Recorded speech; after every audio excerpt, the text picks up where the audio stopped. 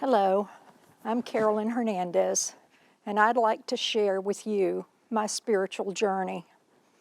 As I look back over my life, I realize that it was exactly that. It was a journey. I guess if I have to touch on some of the highlights, because over 60 years would take way too long to tell you, it would have to begin with my husband, who has walked with me through all of those years. We were friends in high school in Jacksonville, Florida. We married after dating in college, and I have no doubt that God was nudging me towards Jim that whole time. After we married, we moved to Atlanta. We joined a very small Methodist church and met a pastor there who had a major influence on guiding us on the path that God wanted us to take. His name was James Sanders, and we loved him. He was such a humble man with a big servant's heart.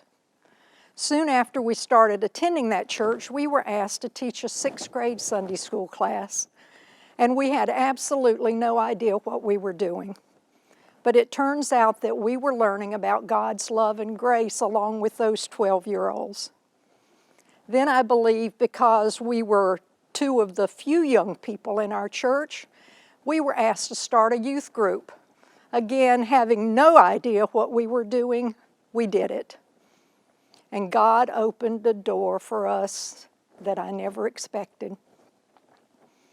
Because it was a totally new experience and a challenge, I went to a revival led by a young preacher who was speaking mostly to young people. But when that altar call came, I believe God's angels had me underneath the elbows and made me stand up because I could not sit there a moment longer.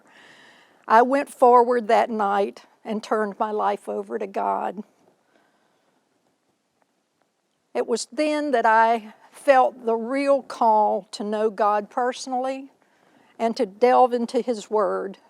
It was like the song we sing, "We Thirst," and I was thirsting. At the age of 30, I felt the urge to go to nursing school. By that time, we had 2 children, but they were starting school and kindergarten, and I could go to school while they were in school. Once again, Jim and I pulled together, and every night he would get them a bath and off to bed while I closed the door and studied. I served as a nurse for over 20 years. And it brought me more joy than I could have ever given to those in my care. When we retired and moved from the city to a small town, our church was about to begin a Stephen ministry program. So I signed up. I thought that perhaps my nurse's training could help me serve there. And that was when I learned that I could serve God by just being there for one person, to actively listen to that one person and to encourage them to see God's love for them. Then we moved to the villages in 2002, and we immediately started looking for a church home. We attended the church on the square for a while, and it was truly wonderful. But soon we felt the need for more. We wanted to be a part of a church family. Pastors Lois Munn and Gary Bullock had just moved New Covenant Church from the Catholic Church where they had been meeting into the Hacienda Center. And as soon as we walked in those doors, we knew we were home. Soon after that, we moved from the Hacienda Center to the Savannah Center, and plans were starting to build a permanent facility.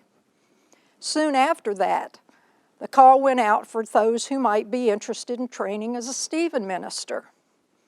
I waited out the year while the class was trained and joined them here to be commissioned by the bishop. We still have Stephen ministry here at New Covenant, and each one of us has been called to walk with you whenever one of life's situations seems to be overwhelming. It was during that training that I learned a verse from the Bible that has helped me on so many occasions. It was Joshua 1:9. Be strong and courageous. Do not be afraid. Do not be discouraged, for the Lord your God is with you wherever you go. December a year ago, my husband was in an automobile accident. I got a call at 5 o'clock in the morning to come to the trauma center in Ocala. I had no idea what to expect, but I can remember saying those words over and over again as I drove to Ocala. I was to not be afraid. I was to not be discouraged. And I don't think I could have made that drive without that assurance. I was not alone. I knew that if I was strong and I was not afraid and that God was with me, He was also with Jim. Well, he had 3 fractured vertebrae, 2 fractured ribs, and a fractured tibia.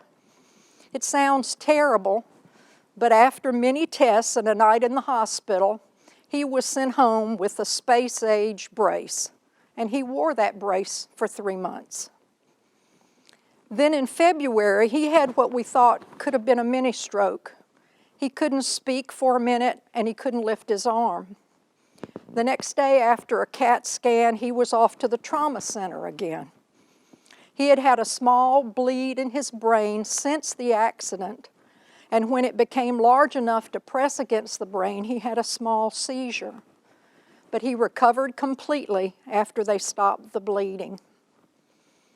By then, the pandemic was upon us, and we were staying at home, reading and watching TV most of the day. And one day in May, as we were sitting in our sunroom, I looked at him and I asked if he was feeling okay. He admitted that he wasn't, and we were off to the emergency room. We thought they'd pronounce him good to go and we'd be home by evening, but they wanted to keep him overnight until they could do a cardiac cath the next morning. So we thought after that test, they'd say he was fine and we could go home.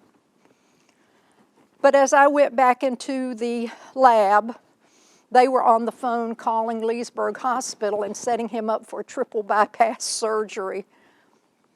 I can remember one of the nurses in the cath lab took my hands and prayed with me as they transported him to Leesburg. Now, this was in the midst of the lockdown because of COVID, and usually no one could be allowed in the hospital. But it was in that little 2-week window that they allowed one person in the family to be with the patient.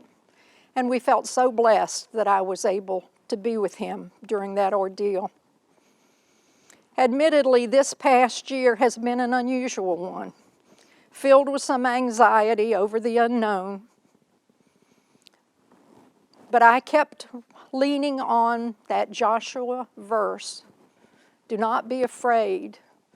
Do not be discouraged. And God is with you. I have a little devotional book given to me by a friend called Jesus Calling. You may be familiar with it. And as I look back over my 80 years, I can see that He was calling. He called me to that little church in Georgia. He called me into nursing. He called me into Stephen Ministry. And He called me to New Covenant. I'm sure there were a lot of times that I wasn't listening to that call. But when I did, I realized that He has led me into an abundant life. My life has not been an extraordinary one. It's actually been a fairly inconsequential, ordinary one. But I take Mother Teresa's words to heart when she said, God does not ask us to do great things, only small things with great love. I can live by those words, and I think we all can. I'd like to add here just a short one of Paul Harvey's. This is the rest of that message. When Donna asked me if I would give my testimony, I started writing down some thoughts of mine on my PC. My husband was helping me by sending the message from my PC to his computer so that I could print it out. I do admit to being computer challenged.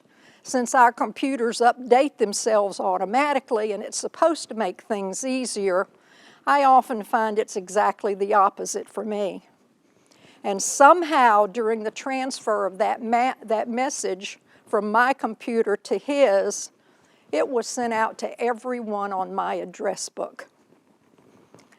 After the shock of learning that that had happened, I realized what a blessing that was for me.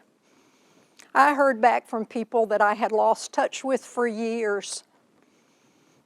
Some mentioned that they had been struggling and that they really needed that message of encouragement that day. Do not be afraid. Do not be discouraged. And God is with you. One reminded me that there are no coincidences, only God incidences.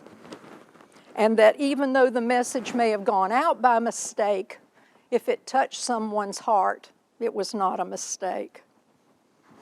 One person wrote, and I quote, "Most of us would consider our lives ordinary.